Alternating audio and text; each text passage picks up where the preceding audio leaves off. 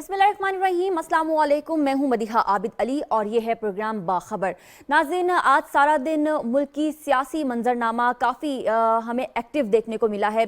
बहुत सारी खबरें जो हैं वो मंजर आम पर आई हैं। उनमें से कुछ अहम खबरें हम आज के प्रोग्राम में ज़ेर बहस लेकर आएंगे। हम सबसे पहले अपने मेहमानों का तारुफ आपसे करवाते चलें। हमारे तज्ज़ियाकार मुर्तज़ा सोलंकी हमें स्काइप पर ज्वाइन कर चुके हैं, प्रोग्राम में खुशामदीद कहते हैं। शरीला अमार साहिबा हमारे साथ स्काइप पर मौजूद हैं। इस्लामाबाद स्टूडियो में हमारे साथ तशरीफ रखते हैं ताहिर नईम मलिक साहब, जबकि आगा इकरार हारून साहब को लाहौर से हम प्रोग्राम में खुशामदीद कहते हैं।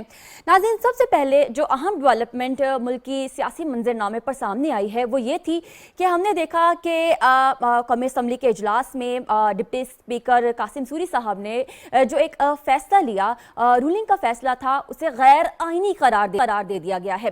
तो ये गैर आइनी जो फैसला honourable supreme court of Pakistan की जानिब से करार दिया गया है, आज के हमारे जो तज्जियाकार हैं हम उनसे जानने की कोशिश ये करेंगे क्या ये गैर आइनी जो फैसला उस वक्त दिया गया था वो जमहूरियत की जीत है या नहीं। सबसे पहले हम चलेंगे मुर्तज़ा सोलंकी साहब के पास। मुर्तज़ा सोलंकी साहब, आता है ये सुप्रीम कोर्ट का आज आने वाला फैसला आइन और जमहूरियत की जीत है? कि आपके सवाल का जवाब तो हाँ में ही है। अभी हम देखेंगे कि इस फैसले पर अमल दरामद कैसे होता है, क्योंकि जो 3 अप्रैल की जो रूलिंग थी डिप्टी स्पीकर की, जिसमें उन्होंने नाम तो स्पीकर का लिया था, उस हवाले से सुप्रीम कोर्ट का फैसला ये है कि उनकी रूलिंग गैर आइनी थी और जो आइन का आर्टिकल है 95, जिसके तहत तहरीक अदम एतमाद पेश की गई थी और जिसको उन्होंने बुलडोज किया, उनका ये कदम गैर आइनी था। बल्कि स्पीकर का जो फैसला था, जब तहरीक अदम एतमाद पेश की गई तो उसमें जो ताखीरी हरबे थे उसका भी नोटिस लिया सुप्रीम कोर्ट ने और ये कहा कि जो आइन का आर्टिकल 69 है उसके तहत उनको कोई फ़ायदा नहीं पहुंचता, उनको कोई रियायत नहीं मिलती, उसके दायरे में नहीं आता जो उनका कदम था। और उन्होंने कहा कि क्योंकि ये आइन के मनाफी एक कदम है, लिहाजा इसको कोर्ट किसी तौर पे भी उसको कंडोन नहीं करती, पार्लिमान फैसला करे कि वो इसके बारे में क्या करना चाहती है। तो इस तरह से दरवाजे खुल जाते हैं इस फैसले के बाद कि उन तमाम लोगों के खिलाफ, जिनमें उस वक्त के वजीर कानून Fawad Chaudhary, speaker Asad Qaiser, deputy speaker Qasim Suri, साबिक वजीर आजम इमरान खान और मौजूदा सदर आरिफ अलवी, उनके खिलाफ आइन के तहत कार्रवाई की जाए। सही है। तो सोलंकी साहब का जो जवाब है वो हमें मौसूल हो गया है, वो कि कहते हैं कि जमहूरियत की और आइन की फतह है, बिल्कुल है। और अब हम चलते हैं ताहिर नईम मलिक साहब के पास। ताहिर साहब, क्योंकि बहुत ज़्यादा उस दिन एक हमें लग रहा था कि एक बहुत सारी सिचुएशन जो थी वो बचगाना लग रही थी उस दिन, और इस वक्त जो फैसला आया है वो एक लफ्ज़ इस्तेमाल किया है, प्रोस्पेस्ट्रस। इसका मतलब है कि ये अब्सर्ड किस्म का उस दिन खेल खेला गया था। इसको हम अगर इसका तर्जुमा करें तो उसका मतलब है मुज़हका खेज। तो आप उस दिन के उस फैसले को कैसे देख रहे थे, और अब जो honourable supreme court of Pakistan ने फैसला दे दिया है उसके बारे में आपका क्या कहना है? मेरा जवाब भी हाँ में है, और मैं ये कहूँगा, देखिए 2-3 चीज़ें इस जजमेंट के हवाले से बड़ी है। मैं एक तो 102 सफ़हात पे मुश्तमिल जो ये फैसला है इसको तफसील से पढ़ना चाहिए। 102 सफ़हात की तो एक किताब होती है, बिल्कुल, और इस पर आने वाले दिनों में भरपूर डिबेट होगी। इसकी टाइमिंग, नंबर 1, इसकी टाइमिंग मॉरली, लीगली और कॉन्स्टिट्यूशनली, पॉलिटिकली ये पीटीआई के लिए बहुत डैमेजिंग है। ज़िमनी इंतखाबात होने को आ रहे हैं, और वो जो हुकूमत, एक उनका पूरा बयानिया था कि मुझे हटाया गया गैर आइनी तरीके से और साजिश, इन दोनों बयानियों को दफन कर दिया गया है। और उस अदलिया ने किया है कि जिस अदलिया ने नज़रिया ज़रूरत को दफन किया, बार बार वो दफन कर रहे हैं। तो अब ये जो आपने लफ्ज़ यूज़ किया मज़हका खेज, देखें कोई भी जो डेमोक्रेट होता है, एक चीज़ तो ज़ाहिर है पाकिस्तान की तारीख़ ताले आज़माओं के आइन पे, जमहूरियत पे शब खून से भरी हुई है। लेकिन हमें यहाँ जो नाम नेहाद जमहूरी लिबादे में जो जलगार जमहूरियत के ख़िलाफ़ हुई है, ये भी ग्लोबल चैलेंज है। तो अमेरिका में जिस तरह डोनाल्ड ट्रंप साबिक सदर को इम्पीचमेंट का डिसीजन आया, इसी तरह ये बड़ा पाकिस्तान की तारीख का डिसीजन है कि अगर कोई जमहूरी लिबादे में डेमोक्रेट्स अगेंस्ट डेमोक्रेसी अगर वार करेंगे तो ये जो इदारों की खुद मुख्तारी है और सॉवरेनिटी है जी, जी, जी। उसकी गलत तशरीह उस रोज़ की गई। देखें, कोई भी जमहूरी हुकूमत है, हम कैसे गैज कर सकते हैं, आपके नाजरीन की सहूलत के लिए बताएं, 3 इदारे अगर पार्लियामेंट, मीडिया और अदलिया कमज़ोर हों बजाय ताकतवर होने के, तो इसका मतलब है कि जमहूरियत हमारी जवाल का शिकार है और शदीद खतरात लायक हैं और अलार्मिंग लेवल है।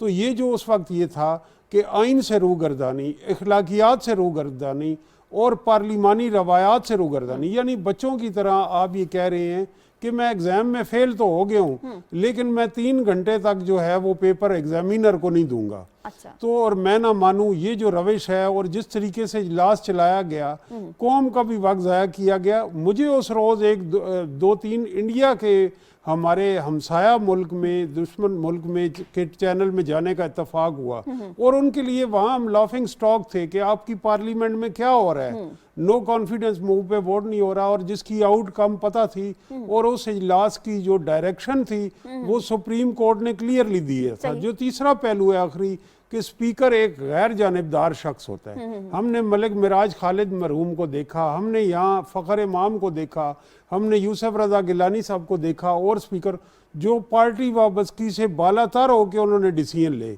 वहाँ हमें स्पीकर जो हैं उनका रोल जो है वो बड़ा क्वेश्चनेबल नज़र आया, जो जजमेंट में ये इसमें ज़ाहिर हुआ है। और जो लास्ट पॉइंट ये देखे, आर्टिकल 69 जिसका हवाला लिया जाता है, पहली दफ़ा हमारी आइनी और पार्लिमानी तारीख में आर्टिकल 69 की इंटरप्रटेशन इस जजमेंट में हुई है। आज तक इसकी जजमेंट में इंटरप्रटेशन नहीं हुई कि ये जो सॉवरेनिटी है पार्लियामेंट की, ये सॉवरेनिटी नहीं है, ये ऑटोनॉमी नहीं है कि वो स्पिरिट ऑफ द कॉन्स्टिट्यूशन के अगेंस्ट एक प्रोसीडिंग ऑफ द हाउस को चलाया जाए। तो ये सारे पहलू जो हैं इस लिहाज से पाकिस्तान के लिए ये एक बड़ा तारीख साज फैसला है। सही है, सही है। आपने बहुत सारे फैक्टर्स जो हैं वो हमारे नाज़रीन तक पहुंचाए हैं। शनीला साहिबा, एक और फैक्टर है बैरूनी मुदाखलत का फैक्टर, जिसे मुकम्मल तौर पर मुस्तरद कर दिया गया है। इस नज़रिए से अगर आप इस तमाम वाक़ये को बयान करें तो किस तरह से करेंगी और किस तरह से आइन और जमहूरियत की जीत होगी, आइन और जमहूरियत की बालादस्ती होगी?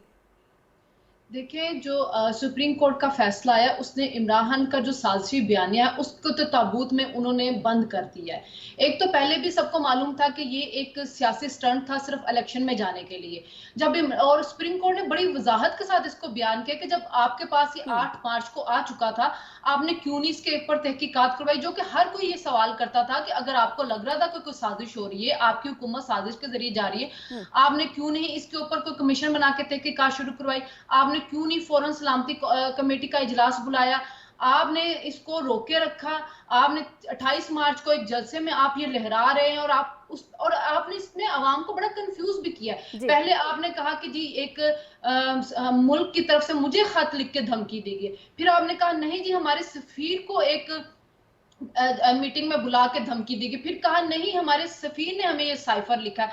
कभी आप कहते थे ये कोड वर्ड में मैं आवाम को दिखा नहीं सकता, कभी आप कहते थे मैं मीडिया के सामने रख रहा हूँ, कभी आप उसके ऊपर कमीशन बना देते थे, और फिर आप कह रहे हैं कि हम कमीशन इसलिए, आज भी इमरान साहब का बयान है कि हम कमीशन इसलिए नहीं बना सके कि हमारी हुकूमत चलेगी। भाई आपने तो असेंबली खुद तोड़ दी थी, आपकी हुकूमत तो आपने खुद खत्म कर दी थी, आप कैसे ये इल्जाम दूसरों के ऊपर लगा सकते हैं?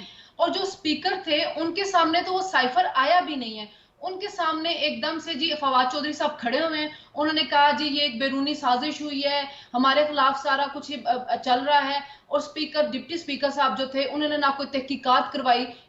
ये सुप्रीम कोर्ट के फैसले में भी मौजूद है कि आपने उसको पार्लियामेंट में क्यों नहीं रखा, उस पर बहस क्यों नहीं करवाई, बस फौरन उसके ऊपर रूलिंग दे दी, और वो रूलिंग आपकी गैर आईनी गैर कानूनी थी। जिस वक्त वो दी गई थी उसी वक्त तमाम कानूनी माहिरीन ये बात कह रहे थे। देखें, जिस वक्त तहरीक अदम एतमाद आई उसके बाद से इस जो पिछली हुकूमत थी उन्होंने गैर आईनी कानून काम करने शुरू कर दिए। पहले तो आपने 14 दिन के अंदर इजलास नहीं बुलाया, फिर उसके बाद आपने पार्लियामेंटेरियंस को अपना हक इस्तेमाल नहीं करने दिया वोट का, उसके बाद आपने फिर आपने रोके रखा जिस दिन जब सुप्रीम कोर्ट ने फैसला दिया कि वोटिंग करवाएं, फिर आपने रात 12 बजे तक उसको रोके रखा जब तक कि सुप्रीम कोर्ट खुल नहीं गई अपना फैसला इंप्लीमेंट करवाने के लिए। फिर स्पीकर साहब आए असेंबली में और आके वो कह रहे हैं कि मुझे अभी अभी ये खत मिला। अगर आपको अभी अभी ये खत मिला था तो 3 अप्रैल की रूलिंग कहां से फिर आपने दे दी थी? तो ये सारा कुछ एक पॉलिटिकल स्टैंड था अवाम के सामने जाने के लिए, क्योंकि आपकी एक नाकाम हुकूमत थी, कारकर्दगी आपकी जीरो थी, आपके पास दिखाने के लिए कुछ नहीं था। इसीलिए जिस वक्त ये खत आया तो आपकी कैबिनेट की मीटिंग में शीरी मजारी साहिबा ने ये बात की थी कि अब हमें अवाम के सामने जाने का रास्ता मिल गया। देखें, पाकिस्तान के अंदर मार्शल लॉ में आमिर जो होते हैं उनके लिए आइन एक रद्दी का टुकड़ा होता है। ये पहली सिविलियन हुकूमत थी जिसने आइन को एक रद्दी का टुकड़ा समझा है। और मेरे ख्याल में जो जस्टिस जाहिर हैं उनका और जो जस्टिस मंदोहेल जमाल का इजाफी नोट उसको जरूर पढ़ना चाहिए। सही सही। उन्होंने जो बात कही है कि जो स्पीकर और डिप्टी स्पीकर हैं वो कस्टोडियन होते हैं हाउस के, वो रियासत के आइन के वफादार होते हैं, लेकिन इन्होंने एक शख्स के साथ वफादारी निभाई है। तो मेरा अपना ख्याल है कि जो सुप्रीम कोर्ट का फैसला उसकी रूह से पार्लियामेंट को अब आर्टिकल 6 के तहत कार्रवाई करनी चाहिए, कोई ना कोई पेशबंदी इसकी करनी चाहिए, क्योंकि अगर आपने आज रास्ता नहीं रोका तो ये रास्ते खुलते जाएंगे। और हम मार्शल लॉ में तो देखते थे, ये ना हो कि सिविलियन गवर्नमेंट जो है आगे जाके वो भी आइन को रद्दी का टुकड़ा समझना शुरू कर दे। तो हमें इस चीज को अब रोकना होगा। सुप्रीम कोर्ट का फैसला आइन और कानून की जीत है। मेरा जवाब भी हाँ में है। चलिए ठीक है।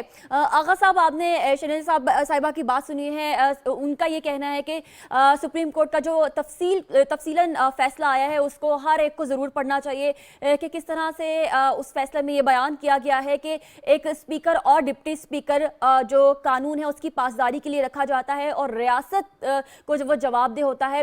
इसके अलावा आज honourable supreme court of Pakistan ने यह भी वाज़ेह कर दिया है कि इलेक्शन करवाना किसी शख्स की जाती ख्वाहिश को पूरा करना नहीं है। ये एक बहुत ही बड़ी जिम्मेदारी है और ये मुल्क के साथ खिलवाड़ नहीं है।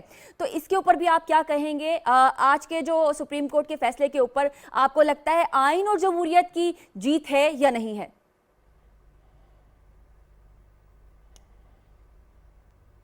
देखिए जी, इसमें तो कोई दूसरी राय नहीं है कि ये आइन की जीत है, लेकिन थोड़ा सा हमें बैकग्राउंड में जाना पड़ेगा कि इस फैसले ने टेक्निकली स्पीकिंग हमारी नेशनल असेंबली के ऊपर जिम्मेदारियां भी बढ़ा दी हैं।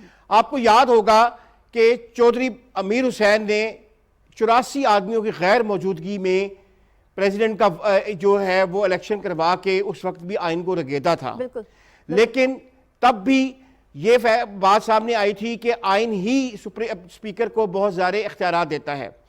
जिस तरह उन्होंने मजाक किया था चौधरी अमीर हुसैन साहब ने उस ज़माने में आइन के साथ, उसके बाद पॉलिटिशियंस ने ये कहना शुरू कर दिया कि हमें रिव्यू करना चाहिए आइन को, कि बहुत ज़्यादा इख्तियारात जो है स्पीकरों को डिप्टी स्पीकर के हैं, इतने ज़्यादा कि सम टाइम आइन उसके अंदर दब जाता है। और फिर वो हमने ये तमाशा एक दफ़ा फिर हमने देखा।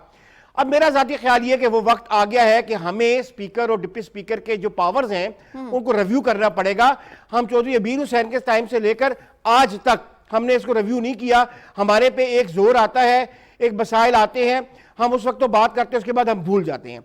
लेकिन बहरहाल अब सुप्रीम कोर्ट ने पार्लियामान को एक्चुअली फिक्स किया है कि ये फैसले पार्लियामान ने करने हैं। जहां तक बात रह गई कि इस डिसीजन की, तो ये डिसीजन तो आ गया। अब फिर जिम्मेदारी सारी पार्लियामान के ऊपर है कि अगर हम आर्टिकल 6 के तहत कार्रवाई नहीं करते हैं बैठे हुए प्रेसिडेंट साहब की या फॉर्मर प्राइम मिनिस्टर के खिलाफ या फॉर्मर लॉ मिनिस्टर के खिलाफ और फॉर्मर डिप्टी स्पीकर के खिलाफ, इसका मतलब यह है कि हम फिर एक रास्ता खुला छोड़ रहे हैं।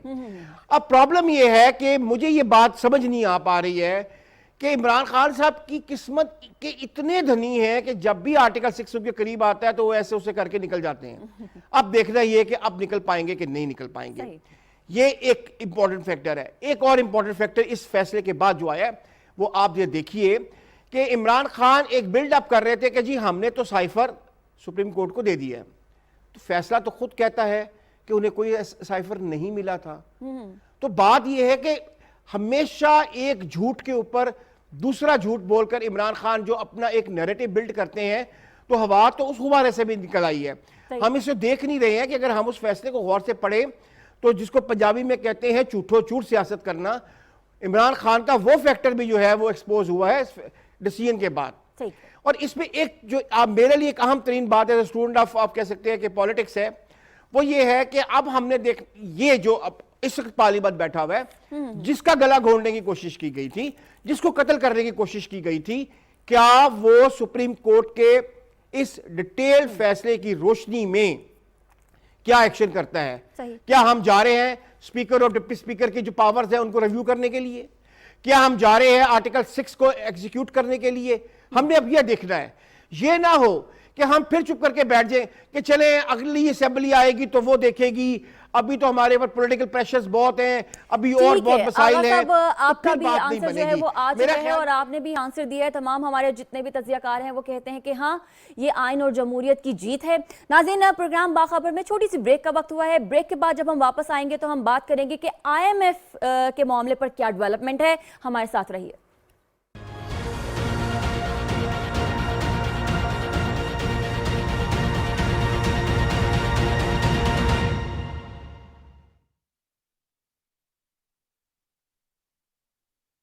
अल्लाहु अकबर, अल्लाहु अकबर, अल्लाहु अकबर,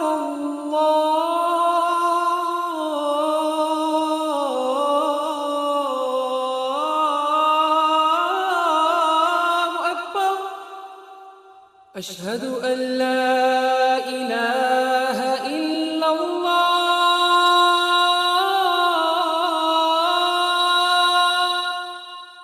अशहदु अल्ला इलाहा इल्लल्लाह, अशहदु अन्ना मुहम्मदर रसूलुल्लाह,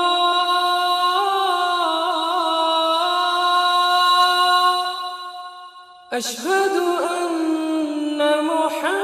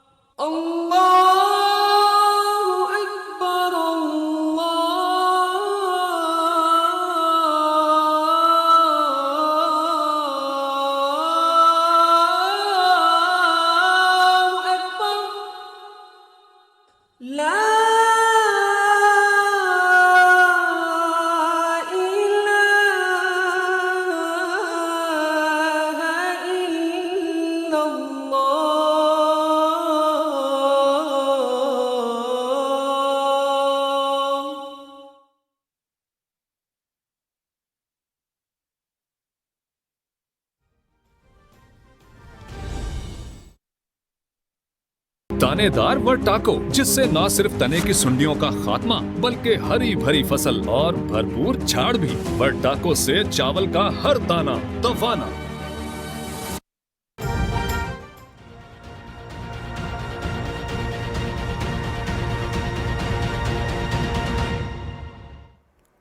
जी नाज़रीन, ब्रेक के बाद आपको दोबारा से खुशामदीद कहते हैं।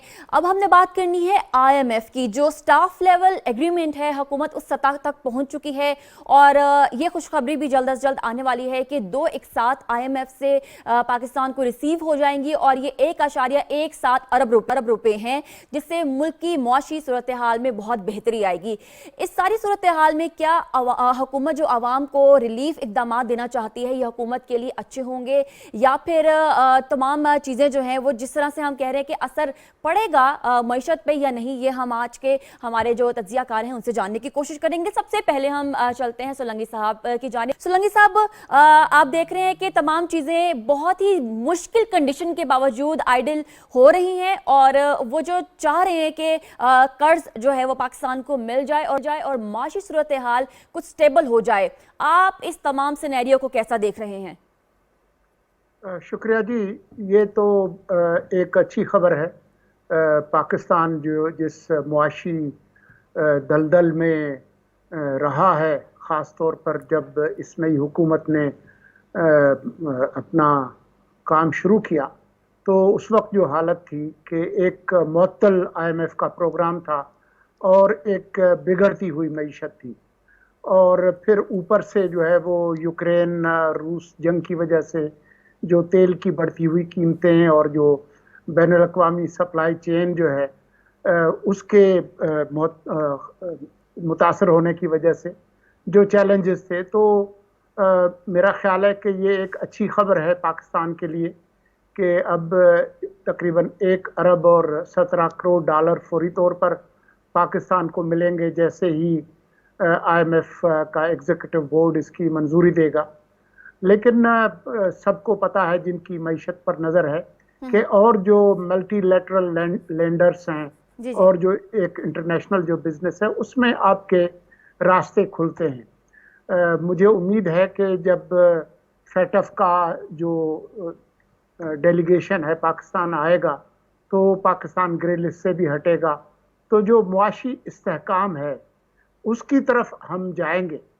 लेकिन जो चीज़ें IMF के प्रेस रिलीज में भी आई हैं वो भी काफ़ी अहम है कि जो प्राइमरी सरप्लस जो कि पहले 0.2% पाकिस्तान ने करना था, अब वो डबल हो गया 0.4%। लेकिन साथ में ये भी कहा गया है कि जी जो लोगों के लिए जो आपकी स्कीम है, गरीब लोगों के लिए, उनको आपने ख़त्म नहीं करना, और जो तरक्याती जो खुशी है। और ये हमेशा बताते हैं जब से पाकिस्तान पीपल्स पार्टी 2008 से आई है तब से ये प्रेसिडेंट हैं, और हम तो कहते हैं अब हयात प्रेसिडेंट है ताकि हम भी अपने कंट्री सेंटर हैं। तो आप सबका बहुत बहुत शुक्रिया जो इधर लोग बैठे हैं, उनका शुक्रिया कि इस तकरीब में आए और एक बार फिर खिराज तहसीन शहीद नसीम खरल और उनकी अदब की खिदमत को बहुत बहुत शुक्रिया। पाकिस्तान जिंदाबाद।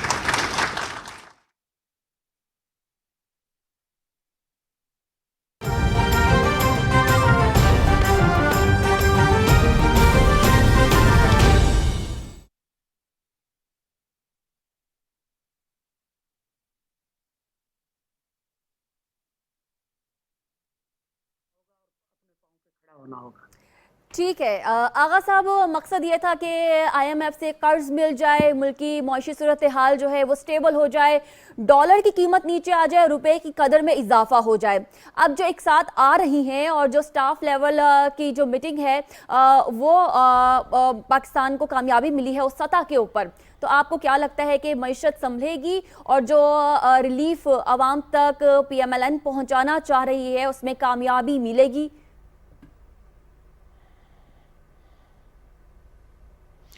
देखिए, वैसे तो जो फॉर्मर गवर्नमेंट थी इमरान खान की, वो इतनी ज़्यादा माइंस इंस्टॉल करके गई हुई है कि उससे बड़ी मुश्किल से बच के निकलना पड़ रहा है। अगर आप IMF की स्टेटमेंट को अगर आप गौर से पढ़ें तो हमें ये देखना पड़ेगा कि हमें अपने इस्टेब्लिशमेंट चार्जेस कम करने पड़ेंगे। यानी कि हम इस वक्त तो हमने, आप ये कह दें कि जो हमारी स्ट्रेटजी रही है कि चले हम एक्सपेंस कम करें, वो हमने डेवलपमेंट चार्जेस की तरफ से, जो PSDP कहते हैं, वहाँ से भी कट किया है। लेकिन IMF की स्टेटमेंट्स हमें एक गाइडलाइन दे रही है कि हमें अपने एस्टेब्लिशमेंट चार्जेस कम करने पड़ेंगे, और PSDP को चाहे हम उसका साइज बढ़ा भी रखें तो कोई बात नहीं है। और इसमें एक चीज़ आप और भी देखिए कि ये हम फेज से गुजर रहे हैं। ये इतनी जल्दी ये फेज जो है हम गुजर नहीं पाएंगे जब तक हमारे रिजर्व्स नहीं बढ़ते हैं। रिजर्व्स हमारे बढ़ेंगे ऑफ कोर्स कि जब हमारे पास हमारा एक्सपोर्ट बढ़ेगा, हमारा इंपोर्ट कम होगा। और एक और बात है कि एक जो प्रेशर आया था डॉलर के ऊपर, जो हमेशा एक ख़ास वक्त में आता है वो अब निकल गया है। यानी कि हमने देखा है कि जब भी यानी कि बड़ी इससे पहले हमारा डॉलर बहुत ज़्यादा बिकता है क्योंकि लोगों ने सफ़र करना होता है। जी, जी, अब वो फेज से अब निकल गए। मेरे ख्याल में डॉलर में थोड़ी सी डिफरेंस आएगा, थोड़ा सा कम होगा, लेकिन फिर भी हमारे रिजर्व्स इतने नहीं है कि हम कोई ओवरनाइट कोई वंडर्स कर लें। हाँ, हमें IMF ने एक और हमें ये बात की है, उन्होंने कहा है कि जो लोगों के पास ज़्यादा पैसा है हमें उसमें टैक्सेशन उनको और ज़्यादा करनी चाहिए। मीनिंग बाय कि हो सकता है हम पे अभी भी प्रेशर हो सुपर टैक्स का या विद होल्डिंग टैक्स को ज़्यादा बढ़ाने का। आई डोंट नो दैट, लेकिन मुझे वो लगता है कि देयर इज़ ए प्रेशर कि जिन लोगों के पास बहुत पैसा है, हमने 2% टैक्स लगाया है मेरे ख्याल में, हो सकता है कि IMF के 5% या 7% आप टैक्सेशन करें उसके बाद। लेकिन वही बात है, जब तक हम स्ट्रक्चरल रिफॉर्म्स नहीं करेंगे हम इसी तरह ही, यानी कि आप ये समझे कि हम पैनाडोल पे चल रहे हैं। बीमारी तो बहुत बड़ी है, एंटीबायोटिक उसके लिए चाहिए, हो सकता है उसके लिए ऑपरेशन चाहिए होता है, लेकिन हम पैनाडोल खा के चल रहे हैं। हमें बहरहाल स्ट्रक्चर रिफॉर्म्स की तरफ जाना पड़ेगा, लेकिन अभी इस गवर्नमेंट के पास इतना टाइम नहीं है ना। देखें, साल सवा साल के बाद नए इलेक्शंस आने हैं, बिल्कुल। तो स्ट्रक्चर रिफॉर्म्स में शायद यानी कि वो अभी आप कह सकते हैं कि वो अवॉइडेंस भी हो के इतनी बड़ी प्रॉब्लम जो क्रिएट कर गई है PTI, हर जगह तबाही फेर गई है। आपकी इकोनॉमी तो अपनी जगह पे तबाह हुई, आपकी एग्रीकल्चर तबाह हुई, आपका एक्सपोर्ट तबाह हुआ है। आपने इतनी लड़ाइयाँ ली हैं अपना यानी कि यूरोपियन यूनियन से और अमेरिका से, जो आपके सबसे ज़्यादा जो आपसे यानी कि आपकी मेजर मंडियाँ थी, अभी तो ये गवर्नमेंट बेचारी उसको रेक्टिफाई कर रही है। तो इसमें ये बहरहाल मेरा ख्याल है कि कुछ उम्मीद तो मैं रखता हूँ, इंशाल्लाह व्यवस्था रह शजर से उम्मीदें बाहर रख, लेकिन स्ट्रक्चर रिफॉर्म्स में हमें जाना पड़ेगा नेक्स्ट ईयर से, यानी कि जनवरी से। ठीक है कि आपने आगा साहब को ये कहना है कि पैनाडोल खा के गुजारा नहीं होगा, बीमारी बड़ी है तो उसकी बीमारी के अकॉर्डिंगली ही दवाई लानी पड़ेगी। तो शनीलिया साहिबा, आप क्या इस बात से एग्री करती हैं? हुकूमत के पास वक्त कम मुकाबला सख्त वाली सिचुएशन है और उसमें इस तरह के काम करना कि आवाम तक रिलीफ पहुंचाने के लिए मैक्सिमम जो हो सके वो हो रहा है, आप उससे मुतमईन हैं, हाँ या ना? देखिए, जो अभी रिलीफ पहुंचाने वाला काम है वो अभी स्टार्ट नहीं हुआ है। अभी इस हुकूमत को काम करना पड़ेगा। अभी 2-3 महीने जो है वो मुश्किल हैं। देखें, जो पिछली हुकूमत थी उसकी जो इकदामात थे उसकी वजह से IMF जो था वहां पे ट्रस्ट भी नहीं कर रहा था। हमने देखा है कि ये जो जिस तरह ये निगोसिएशन हुई है, जिस किस्म की उन्होंने शराइत हमारे ऊपर लगाई हैं, वो बहुत ज्यादा सख्ती हमारे ऊपर करते रहे हैं, जिसकी वजह से पेट्रोल की प्राइस बहुत ऊपर गई है। अभी बिजली की प्राइस ऊपर जानी है, और उसके अलावा जो उन्होंने कहा है कि आपने अपने टैक्स के निजाम को बेहतर करें, ये अच्छा है कि उन्होंने जो बेनजीर इनकम सपोर्ट प्रोग्राम है या जो वजीर आजम साहब का सस्ता डीजल पेट्रोल प्रोग्राम के जरिए जो कैश दिया जाए, उन्होंने उसको सपोर्ट किया है। लेकिन उन्होंने जाहिर है हर 2-3 महीनों के बाद जब अपनी अगली किस्त का इजरा करना है तो उन्होंने रिव्यू करना है। उस रिव्यू में वो देखेंगे भी, और उन्होंने अपने प्रेस स्टेटमेंट में ये बात बड़ी क्लियरली कही भी है कि जो 2023 का बजट है जिसके ऊपर हमने आपके साथ एग्री किया है, आपने उसको इंप्लीमेंट करवाना है ठीक तरीके से। जो पिछली हुकूमत थी उनके साथ इश्यू ये हुआ था ना कि उन्होंने IMF के साथ जो एग्रीमेंट किया था उनको तोड़ दिया था, जिसकी वजह से IMF ने उनके साथ अपना प्रोग्राम जो था सस्पेंड कर दिया था। लेकिन जो IMF है वो मुल्कों के साथ डील करता है, उनको हुकूमत से तो ताल्लुक नहीं होता है। तो जाहिर है उनका एक ट्रस्ट डेफिसिट आ गया पाकिस्तान के बारे में, जो कुछ PTI ने किया उसकी वजह से। लेकिन मिफ्ता इस्माइल साहब को मैं बड़ा अप्रिशिएट करूंगी कि जिस तरह उन्होंने निगोसिएशन की है, जिस तरह उन्होंने IMF के साथ सारी डीलिंग की है, मुश्किल हालात से पाकिस्तान को निकाला। देखे, जिस वक्त इस हुकूमत ने संभाला था आके मुल्क को, तो जो इंटरनेशनल बैंक थे उन्होंने लेटर ऑफ क्रेडिट हमारे बैंकों को देने से रिफ्यूज कर दिया था, जो ऑयल की इंपोर्ट के लिए होता है कि कहीं ये मुल्क डिफॉल्ट ना कर जाए। बड़े मुश्किल हालात थे, और अगर ये हुकूमत चाहती तो वो बड़ी आसानी से इलेक्शन की तरफ चली जाती, लेकिन उन्होंने रियासत और अवाम के मफाद के लिए सारे मुश्किल फैसले किए। अब चूंकि इंटरनेशनल मार्केट में पेट्रोल की प्राइस कम हुई है, वो उसका रिलीफ अवाम को देंगे, क्योंकि IMF का कहना ये था कि आप सब्सिडीज ना दें, जो कि पिछली हुकूमत करके चली गई थी। उन्होंने ये झूठ बोला कि जी जो हमने पेट्रोल के ऊपर सब्सिडीज दे रहे हैं ये टारगेटेड है। वो टारगेटेड बिल्कुल नहीं थी। आपके बजट के आपकी जो हुकूमत था उसके ऊपर 110 अरब रुपए पर मंथ उस सब्सिडी का बोझ पड़ रहा था, जो कि ये मईशत उठा ही नहीं सकती थी। तो अब हम पेट्रोल उसी प्राइस पे बेच रहे हैं जिस पे हम ले रहे हैं। तो जो कि अब आलमी मंडी में पेट्रोल की प्राइस कम हुई है, आगे जाके डॉलर की कीमत भी कम होगी, कुछ स्टेबल होगा, तो आवाम को रिलीफ मिलना होगा शुरू। लेकिन ये याद रखें कि अभी 3-4 महीने तक आपको उस तरह का रिलीफ नहीं मिलेगा जैसा आवाम एक्सपेक्ट कर रही है। लेकिन ये इस हुकूमत ने माजी में भी काम किया हुआ है। 2016 में भी IMF का प्रोग्राम बड़ी कामयाबी से इंप्लीमेंट करवा के उन्होंने कहा था कि हमने दोबारा IMF के पास नहीं जाना, लेकिन जिस तरह सियासी अदम इस्तेहकाम आया उसका इकोनॉमी में भी हाल पड़ा। फिर जिस तरह की PTI की हुकूमत की पॉलिसीज थे, उसने जिस किस्म के गड़े खोदे और इस मुल्क को बर्बाद करने में कोई कसर नहीं छोड़ी, तो उनको गड़े बनने में बड़ा थोड़ा टाइम लगेगा। लेकिन उम्मीद है कि वो आहिस्ता आहिस्ता जो है वो इन मुश्किलात पे काबू पाएंगे और आवाम के लिए। शकीला साहब, ऑप्शंस क्या हैं?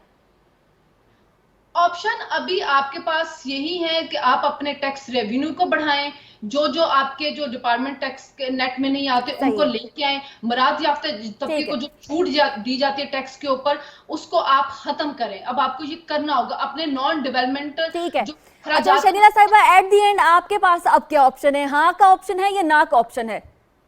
देखिए, वक्ती रिलीफ अभी मिलेगा क्योंकि जाहिर है पेट्रोल की प्राइस आलमी मंडी में कम हुई, लेकिन आगे जाके बिजली की IMF, देखिए IMF, आप हाँ कह रही हैं या ना कह रही हैं? मैं हाँ कह रही हूँ कि IMF को इस पे एतराज नहीं होगा इस रिलीफ देने पे। ठीक है, शुक्रिया। अब मलिक साहब की जानिब चलते हैं। मलिक साहब, आप देख रहे हैं कि अभी पेट्रोलियम मसनूआत की कीमतों में कमी का ऐलान भी मुतवक्के है और IMF का प्रोग्राम भी आपके सामने है कि मामलात कहाँ तक पहुँचे हैं। इसके अलावा ज़िमनी इलेक्शन भी हैं और मौजूदा हुकूमत के पास जो है वो परफॉर्मेंस देने के लिए वक्त भी कम है क्योंकि ब्रैकेट बहुत टाइट है, अभी बहुत ज़्यादा काम पड़ा है और आवाम जो है वो मुसीबत का शिकार है। आप क्या समझते हैं कि इस मामले से IMF की जो इख्तिसात है वो मिलने से रिलीफ मिलेगा आवाम को या नहीं मिलेगा? बिल्कुल, एक ब्रीदिंग स्पेस मिली है गवर्नमेंट को और आज का दिन उनके लिए गुड ओमेन है। एक तो सुप्रीम कोर्ट की जजमेंट आई है, दूसरा IMF की खबर आई है। इसमें मैं दो पहलू हैं। एक तो ये है कि इस खबर को हमें ये लाइट नहीं लेना चाहिए। पड़ोस में श्रीलंका है, वहाँ के लोगों के जो हालात हैं और IMF अभी तक उनको वो पैकेज या वो डील नहीं दे रहा जो डील हमें मिली है। दूसरा, 2-3 रोज़ पहले वॉल स्ट्रीट जर्नल में एक स्टोरी शाया हुई जिसमें लेबनान, श्रीलंका और बताया गया कि पाकिस्तान को भी इस डील का IMF की तरफ से स्ट्रक्चरल एडजस्टमेंट प्लान मिलने का इम्कान कम जाहिर किया जा, तो बड़ी अलार्मिंग थी। इस तरह की खबरों से आपकी क्रेडिट रेटिंग भी कम होती है और फाइनेंशियल स्टेबिलिटी भी मुतासर होती है। तो अब जो डॉलर की कीमतों में इस्तेहकाम आएगा और जो IMF डील से, इससे हुकूमत को इक्तिसादी इस्तेहकाम और जो सुप्रीम कोर्ट का फैसला आया है इससे सियासी इस्तेहकाम मिलेगा। लेकिन इसमें इसका टेस्ट केस ये है, जो दूसरा रियल चैलेंज है कि हर हुकूमत इस IMF डील पे खुशी का इजहार करती है, लेकिन इसका एक ही टेस्ट केस है कि इस डील के बाद दुआ है और मेरी ख्वाहिश है कि पाकिस्तान को अगले 5 साल IMF से रिजू ना करना पड़े।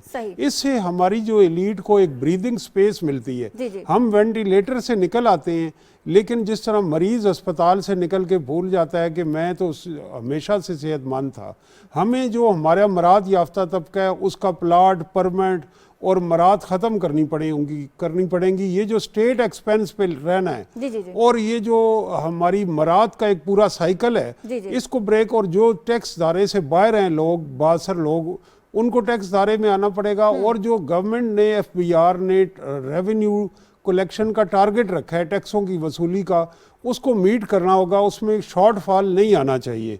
तो एक अच्छी बात जो इससे गवर्नमेंट की बजट में लगी है कि उन्होंने रियल एस्टेट सेक्टर को, ये एक स्पेकुलेटिव इकोनॉमी जो सारा हमारी ज़राअत पे भी नेगेटिव एस्पेक्ट हो रहा था और किसी मुल्क की सरमायाकारी प्लाटों में, फार्म हाउसेज में जो रियल इंजन्स ऑफ ग्रोथ ही नहीं है और फाइलों में नीचे ज़मीन ही नहीं है, पूरा मुल्क एक प्रॉपर्टी डीलरों के आगे यरगमाल है। तो दुनिया का कोई मुल्क इस शक्ल में तरक्की नहीं कर सकता। तो वो एक इन्वेस्टमेंट, उसको टैक्स नेट में लाया गया है और उसकी वजह से जो हमारी इंपोर्ट बढ़ रही थी, जो इजी जनरेशन ऑफ वेल्थ हो रही थी, अब वो ख़त्म होगा। रियल इंजन्स ऑफ ग्रोथ की तरफ इकॉनमी जाएगी।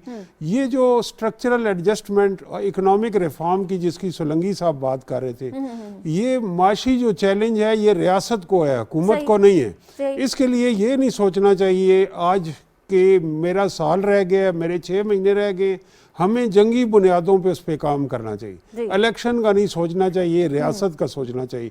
वट एवर इट टेक्स, वो हमें, अगर रियासत की बका जो होती है उसके लिए इकोनॉमिक लाइफ लाइन ज़रूरी होती है। और ये बड़ी अच्छी उन्होंने बात की कि हमारे जो फॉरेन एक्सचेंज रिजर्व हैं वो इसीलिए सब बढ़ेंगे कि जो हम यहाँ इंपोर्ट्स, यहाँ लोग 30-30, 50-50 लाख के फॉरेन इंपोर्टेड किचन इंपोर्ट कर रहे थे, यहाँ टॉयलेट इंपोर्ट कर रहे थे।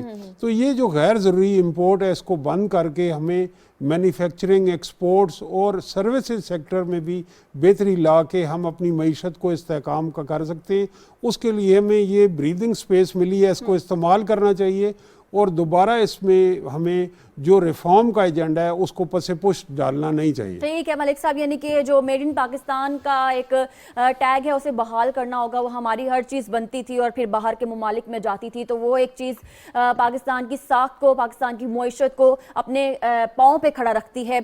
हमारे जो आज के हैं उन्होंने हाँ में जवाब दिया है। नाज़रीन, अगले टॉपिक की जानिब चलेंगे। इलेक्शन का भी जोर है। ज़िमनी इंतखाबात 17 जुलाई को पंजाब की 20 अहम नशिस्तों पर होने जा रहे हैं। इलेक्शन कमीशन की जानिब से इलेक्शन कमीशन पर बहुत सारे बहतान भी लगाए जा रहे हैं गुज़िश्ता हुकूमत की जानिब से। बल्कि गुज़िश्ता हुकूमत में पाकिस्तान तहरीक इंसाफ के चेयरमैन इमरान खान साहब की जानिब से बहुत सारे इल्ज़ामात लगाए जा रहे हैं। तो धांधली के इल्ज़ामात की भरमार क्यों है और PTI ने जो ज़िमनी इंतखाबात में शिकस्त उनको क्या नज़र आ रही है जिसकी वजह से वो धांधली के जो इल्ज़ामात हैं वो अभी से लगा रहे हैं, ये हम जानने की कोशिश करेंगे। सबसे पहले आते हैं मुर्तज़ा साहब की जानिब। मुर्तज़ा साहब, आपसे सवाल करने से पहले इलेक्शन कमीशन ने एक इंक्वायरी भी खोली है जो कि PP 217 के ज़ैन कुरैशी हैं, जो कि पाकिस्तान तहरीक इंसाफ के कैंडिडेट हैं। उन पर जो एक वीडियो है, उन पर मबनी एक वीडियो है जो सोशल मीडिया पे गर्दिश कर रही है और उसमें एक तबादला किया जा रहा है कि 10 वोटों के बदले में एक मोटरसाइकिल दी जाएगी। तो ये इंक्वायरी खुली है और इसका जल्द नतीजा भी आ जाएगा। इस तरह की सूरत हाल है। इस तरह की सूरत हाल को मद्देनजर रखते हुए आप क्या कहते हैं कि ये तमाम तर चीज़ें जो हैं वो जो गुज़िश्ता हुकूमत है वो क्या हासिल कर पाएगी, जो भी उनके मुफादात हैं उनको? देखें, ये जो सारे हमले हैं इलेक्शन कमीशन पे इमरान खान और उनकी जमात के, उनका एक वाज़ेह मकसद है। ये सिर्फ कोई बयानबाजी बराए बयानबाजी नहीं है। चाहे वो ज़ैन कुरैशी जिस तरीके से 10 वोटों पर मोटरसाइकिल दे रहे हैं, या इसके अलावा जो बेज़ाब्तगियाँ हैं वो हैं, साथ ही जो फॉरेन फंडिंग केस है उसका अभी फैसला आना है, उस फैसले को रोकना, प्रीएम्प्ट करना, ये सारे उसके मकासद हैं। आज ही वज़ीर दाखिला राना सनाउल्लाह ने यह कहा कि स्पीकर की जिम्मेदारी है कि जो सुप्रीम कोर्ट का फैसला है उसके तहत ये जो मुलविस जो अफराद हैं, जिनमें साबिक वज़ीर आज़म, स्पीकर, डिप्टी स्पीकर, साबिक वज़ीर कानून और सदर साहब, इनके नाअहली के रेफरेंस इलेक्शन कमीशन को भेजे। तो अगर इलेक्शन कमीशन के पास कोई इस तरह का रेफरेंस आता है तो ये उन पर दबाव डालने की एक कोशिश है। आज भी इमरान खान ने इल्ज़ाम लगाया इलेक्शन कमीशन पे, चीफ इलेक्शन कमिश्नर पे, कि जी आप जो है वो आके फला फला से लाहौर में आकर क्या करते हैं, और उस पर वजाहत देनी पड़े इलेक्शन कमीशन को कि हमारा काम है कि हम हमारे साथ अगर कोई सियासतदान आकर मिलता है तो हम मिलेंगे। इमरान खान की जमात के बहुत सारे लीडर्स मिलते रहे हैं इसी इलेक्शन कमीशन के पास, और जब वो हुकूमत में थे उस वक्त भी मिलते रहे, तो उस वक्त कोई गड़बड़ नहीं थी, कोई खराबी नहीं थी। और ये मत भूले कि जो आज के जो चीफ इलेक्शन कमिश्नर हैं उनकी तैनाती में उनकी तजवीज़ इमरान खान की जमात की तरफ से आई थी, आज की हुकूमत की तरफ से नहीं आई थी। लेकिन ये सारे जो दबाव के हरबे हैं, अदलिया पे ये दबाव डाल रहे हैं, इलेक्शन कमीशन पर ये दबाव डाल रहे हैं, एस्टेब्लिशमेंट पर ये दबाव डाल रहे हैं। आज भी जो साबिक वज़ीर इत्तलात और साबिक वज़ीर कानून, उन्होंने इंतहाई रकीक हमले किए हैं अदलिया पे भी और एस्टेब्लिशमेंट पे भी। इसका बुनियादी मकसद ये है कि जी आप हमारे हक में मुदाखलत करें और किसी तरह से हमें कोई रिलीफ मिले। लेकिन जो आइन और कानून है उसके तहत फैसले होने चाहिए। इलेक्शन कमीशन ने इलेक्शन नहीं लड़ना, न चीफ इलेक्शन कमिश्नर ने लड़ना है, न उनको परवाह होनी चाहिए कि कौन उनके खिलाफ क्या प्रोपेगेंडा कर रहा है। सही। यही सूरत हाल अदलिया के हवाले से है कि उनको आइन और कानून के मुताबिक फैसले देने हैं, उनको भी इलेक्शन नहीं लड़ने, उनको इसकी तो क्या परवाह सोलंकी नहीं साहब होनी पीटीआई को अपनी शिकस्त नजर आ रही है, हाँ या ना?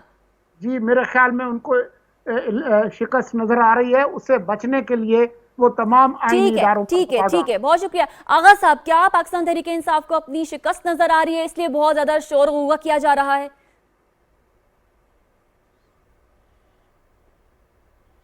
जी बिल्कुल, उनकी शिकस्त नोश्ता दीवार है। आप अगर देखें कि सीट्स बाय सीट यानी कि एक वर्कआउट अगर आप करें तो कॉन्स्टिट्यूंसी टू कॉन्स्टिट्यूंसी अगर देखें कि हालात क्या है, तो 16 ऐसी सीट्स हैं जिसमें पीएमएलएन ने बहुत ही अहम यानी के फैसले करते हुए जो रिपीटर थे, जो पहले इलेक्शन जीते हुए थे, उन्हीं को अपना कैंडिडेट बनाया है। और उन 16 की 16 जो कॉन्स्टिट्यूंसी हैं उन पे पीएमएल को एक साफ एज नजर आ रहा है, क्योंकि वो लोग थे जो या तो कैंडिडेट एज ए इंडिपेंडेंट आए थे, फिर उन्होंने पीटीआई ज्वाइन की, या वो पीटीआई के थे। अब वो जो है पीएमएलएन की तरफ से इलेक्शन लड़ रहे हैं, तो एक तो वो उनका अपना वोट और एक अब पीएमएलएन का वोट, यानी कि वो तो यानी कि अब टाइम हमारे पास नहीं होगा, वरना मैं आपको सीट टू सीट बता सकता हूं कि फॉर एग्जांपल एक आदमी ने 24,000 वोट लिया था और उस वक्त वो पीटीआई का कैंडिडेट था और वो जीत गया था, और उस वक्त पीएमएलएन के कैंडिडेट ने फॉर एग्जांपल आप समझे कि 16,000 वोट लिया था और वो हार गया था। अब आप दोनों को वोट को आप जमा करें तो वोट कहां चले जाता है? तो अच्छा, एक अहम बात देखने वाली है कि कल जो है ये जो फैसला किया है पीटीआई ने इलेक्शन कमीशन में जाने का और ये कहने का कि पीएमएलएन के उन 16 अफराद को इलेक्शन का लड़ने से रोका जाए, क्यों किया है? क्योंकि उन्हें अपनी शिकस्त साफ नजर आ रही है। और बड़ी हैरत की बात है, ठीक है, क्योंकि वक्त कम है, आगे की जाने चलेंगे। शनीला, क्या आपको लगता है कि शिकस्त नजर आ रही है पाकिस्तान तहरीक इंसाफ को, इस बात के मद्देनजर के जो इतनी तकारीर अभी तक इमरान खान साहब ने की हैं उसका रिकॉर्ड भी तलब कर लिया है पैमरा से इलेक्शन कमीशन ने, नजर आ रही है, तो एक्शन भी लिया जाएगा, इसके ऊपर आप क्या कहते हैं? गए हैं। देखिए, इमरान खान की आदत है जब तक इदारे उनके मफादात के तहफ़्फ़ुज़ करते रहते हैं, वो उनके साथ रहते हैं, तो इमरान खान को अच्छे लगते हैं। जैसे ही कोई भी फैसला उनके खिलाफ आता है वो इल्जामात लगाना शुरू कर देते हैं। और ये 2013 से हम देख रहे हैं, जब 2013 में हारे थे तब भी उन्होंने उस वक्त के चीफ जस्टिस पे इल्जाम लगाना शुरू कर दिया था, एस्टैब्लिशमेंट पर लगाना शुरू कर दिया। आज भी वो जब वो हुकूमत से निकले हैं तो कभी एस्टैब्लिशमेंट पे इल्जाम लगाते हैं, कभी वो अदलिया पे इल्जाम लगाते हैं, अब वो चीफ इलेक्शन कमिश्नर पे। उसकी दो वजूहत है, एक तो उनका ममनुआ फंडिंग, फॉरेन फंडिंग केस के ऊपर फैसला आना है और उनको पता है कि उसमें फैसला उनके खिलाफ आना है, उसको रोकने के लिए भी ग्राउंड बना रहे हैं कि कल को जब वो फैसला आए तो लोग यही समझे कि ये इसमें जानबदारी दिखाई गई है। दूसरा, उनको शिकस्त नजर आ रही है। सबको पता है कि वो जब हुकूमत में थे तब वो बाई इलेक्शन हारते रहे हैं, तो अब तो वो अपोजिशन में एक नाकाम हुकूमत वो करके गए हैं और उनको पता है कि उन्होंने बाई इलेक्शन हारना है, नवाज लीग ने बड़ी मेजोरिटी से जीतना है, उसके लिए भी ग्राउंड बनाने के लिए वो इल्जामात लगा रहे हैं, इसलिए उनके इल्जामात में कोई। ठीक है, बहुत शुक्रिया शनीला, क्योंकि हमारे पास वक्त कम है। तारिक साहब, आज मरियम औरंगजेब साहिबा भी ये कह चुकी हैं कि फॉरेन फंडिंग केस का फैसला आने वाला है, इसलिए इन लोगों को अपनी शिकस्त नजर आ रही है और इसलिए ये शोर ज्यादा मचा रहे हैं। आपको क्या लगता है? मैं तो ये कहूँगा, एक तो ये जो होंडा मोटरसाइकिल वाली बात है कि किसी वक्त ये एक ऐड होता था कि मैं तो होंडा ही लेसा, तो इसका अमली मुजाहरा किया जा रहा है। जो जहन कुरैशी साहब हैं उन्हें घोड़े पे जहन डालने के बजाय वो होंडा मोटरसाइकिल पे जहन डाल रहे हैं। तो मेरी इलेक्शन कमीशन से ये तवक्को है, इल्तमास है कि पाकिस्तान की तारीख में किसी अमीर आदमी को इंतखाबी खराजात की हद से जायद खर्च करने पे नायल नहीं किया गया। इन असम्बलियों में मजदूर का, किसान का, मेहनत कश का और डेंटर का, पेंटर का कोई राइट नहीं, सिर्फ सरमायादारों का, जागीरदारों का, मखदूमों का, लैंड माफिया के लोगों का राइट है। क्यों नहीं? आप एक बच्चे को भी पता है कि जो इंतखाबी खर्च की हद है वो हर रोज़ उसकी धज्जियाँ बिखेरी जा रही हैं। जो बात आपने इलेक्शन कमीशन की है, इस वक्त चीफ इलेक्शन कमिश्नर वो शख्सियत हैं कि जो उस वक्त के वफाकी वज़ीर दाखिला थे शेख रशीद अहमद, उन्होंने ख़त लिखा इमरान खान साहब को कि इनकी इंटेग्रिटी और उनके अपराइट होने का उसमें लिखा कि और पुरजोर सिफारिश की। और उनका सारा जो सर्विस का रिकॉर्ड है वो आप ठीक है, देख लें तो कि आगा हुकूमती साहब, दबाव में आने मलिक वाले। साहब ऑप्शन क्या है, हाँ या ना? मैं एक तजिया कार हूँ, मैं ये नहीं कह रहा कि ये शिकस्त नज़र आ रही है, वो ये बातें हमें नहीं करनी चाहिए, अवाम पे फैसला छोड़ना चाहिए। नेक टू नेक फाइट है और इलेक्शन में बहुत सारे सरप्राइजेस भी हो सकते हैं। सही है, सरप्राइजेस भी हो सकते हैं। आपने देखा कि किस तरह से इमरान खान साहब फॉरेन फंडिंग केस के मुतवक्का फैसले के नताइज की वजह से इलेक्शन कमीशन के ऊपर तनकीद का निशाना बना रहे हैं, और हमारे जितने भी तजियाकार हैं उनका कहना है कि हाँ शिकस्त जो है वो नज़र आ रही है। वक्त कम है, इसलिए मुर्तज़ा साहब का, शनीला साहिबा, ताहिर साहब और आगा साहब, तमाम आज के मौजूद मेहमानों का शुक्रिया। नाज़रीन, आज के प्रोग्राम बाखबर से मुझे इजाज़त दीजिए, अपना ख्याल रखिए। अल्लाह हाफ़िज़। पाकिस्तान पाइंदाबाद।